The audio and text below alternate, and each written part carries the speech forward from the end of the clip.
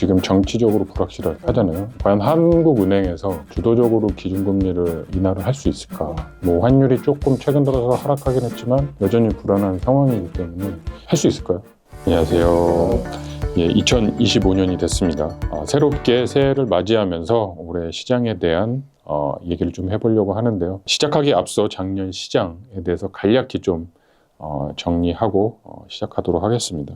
그래서 일단은 작년 시장을 보면 특징적이었던 거는 이 1년 전 이맘때도 이제 저희가 미국 주식이 굉장히 많이 올랐었고 금리는 충분히 이제 빠질 만한 레벨이었다라고 이제 생각을 했습니다. 그런데 1년이 지나본 현재 미국 주식은 지금 더 비싸졌죠. 미국 주식은 계속 오르고 뭐 글로벌 시장에서 미국 시장이 유독 강세를 보였던 역시나 한 해였고 통화 정책도 약간은 좀 기대와는 좀 달랐던 것 같습니다. 결국은 올해 시장이 어떻게 될지 이슬비 강지훈 본부장님과 같이 좀 얘기를 해보도록 하겠습니다. 국내 시장을 말씀드리기 전에 일단은 최근 글로벌 시장에 대한 동향 그리고 전망을 좀 말씀드리면 일단은 미국 시장, 주식 시장은 기업들의 이익에 대한 거는 그렇게 크게 불안해하지 않는 것 같습니다. 대신에 밸류에이션이 너무 높다. 그러니까 가격이 너무 비싸다.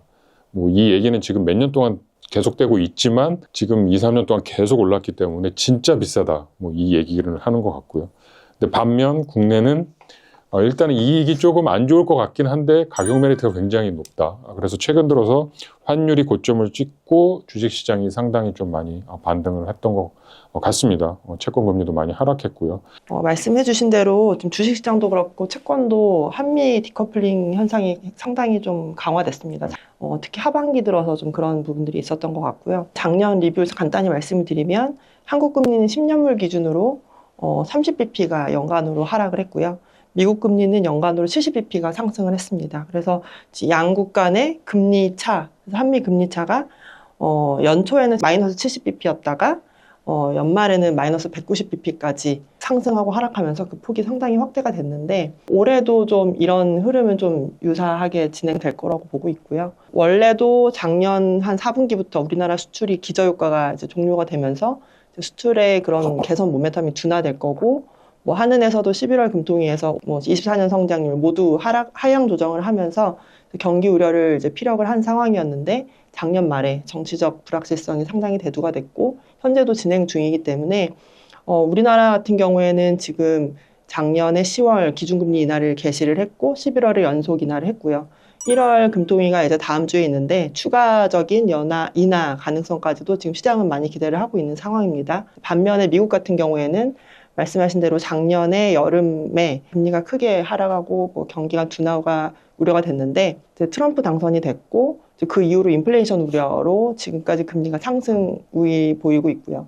이에 따라서 12월 FOMC에서도 기존의 9월에 피컷까지 할 정도로 경기 우려를 좀 시사를 했다가 12월 FOMC부터는 올해 트럼프 정부의 정책 관련한 변화를 통화 정책이 반영하기 시작했다라고 얘기를 하면서 좀 호기시한 인하를 했습니다. 그래서 지금 시장은 그 페드 와치 기준으로 올해 인하 확률을 한 번 정도 1.5회 정도 반영하고 있는 상태고요. 그래서 연준이 작년에 시사했던 점도표보다 지금 12월 FOMC에서도 위원들의 그런 컨센서스도 많이 이동을 했고 시장이 그걸 많이 반영을 하고 있는 상황이라서 연초부터 한미 채권 시장 간의 분위기가 상당히 좀 다르게 시작을 하고 있는 상황이다. 그리고 이제 연간으로도 좀 비슷한 흐름이 이어지지 않을까 그렇게 기대를 하고 있습니다. 그러면 저는 궁금한 게 있는데 지금 정치적으로 불확실하잖아요. 과연 한국은행에서 주도적으로 기준금리를 인하를 할 수 있을까?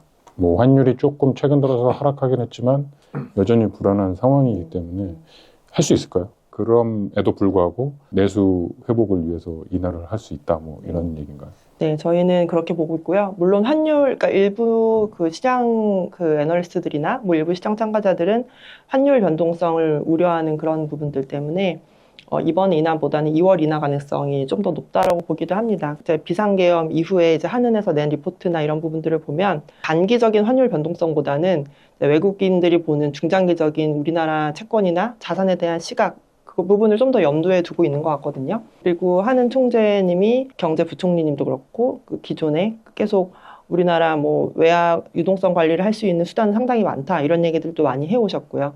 그리고 지금 연초 신년사에서도 대외 신인도 측면에서 우리나라 그런 통화 정책을 기민하게 운영하겠다라는 식의 좀 유연한 통화 정책 스탠스를 말씀하셨기 때문에 저는 오히려 경제와 정치를 분리하는 입장을 강화하고 오히려 우리나라 펀더멘털에 좀 더 긍정적인 시그널을 주기 위해서는 단기 환율 변동성을 감수하고서라도 좀 인하를 해서 경기 부양하겠다는 스탠스를 오히려 좀 강조하는 금통위가 되지 않을까 그렇게 저는 보고 있습니다.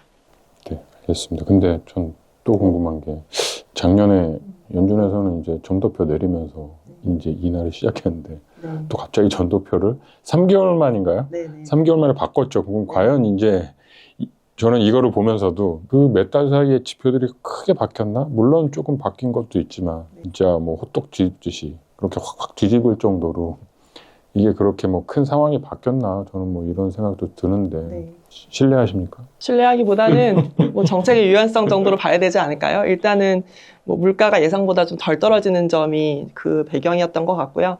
그래서 저희도 올해 인하 기대를 원래 4번 정도 봤던 걸 한 2-3번 정도로 줄이긴 했는데 결국에는 노동시장이 정상화되고 있고 오히려 좀 슬로우다운으로 가는 국면은 연중으로 지속이 될 것 같고요. 트럼프 정책 기대가 지금 물가 측면에서 우려를 자아내고 있긴 하지만 또 한편으로는 관세 정책이 글로벌 교역량을 줄이면서 결국에는 미국 경기에 다시 부메랑으로 돌아올 거로 보고 있거든요. 그래서 아마 3월, 6월 FOMC를 지나면서는 또 전도표가 조금 더 변화할 가능성도 염두에 둘 필요가 있지 않나. 뭐 1분기는 좀 호키시하게 통화 정책이 나오더라도 그 이후부터는 좀 달라질 여지는 여전히 있다라고 저는 보고 있습니다. 네, 사실 점도표를 굉장히 호키시하게 봤던 거는 강지훈 본부장님이 호키시하게 보셨죠. 작년에 저희 맞추기 했었는데 강지훈 본부장님이 이제 맞췄죠. 그러면 저희가 이제 연말에 한번 내기를 거는 걸로 저 4%, 4.5%, 4.25, 3.75, 뭐 3.5 이거 해보시는 건 별로. 알겠습니다.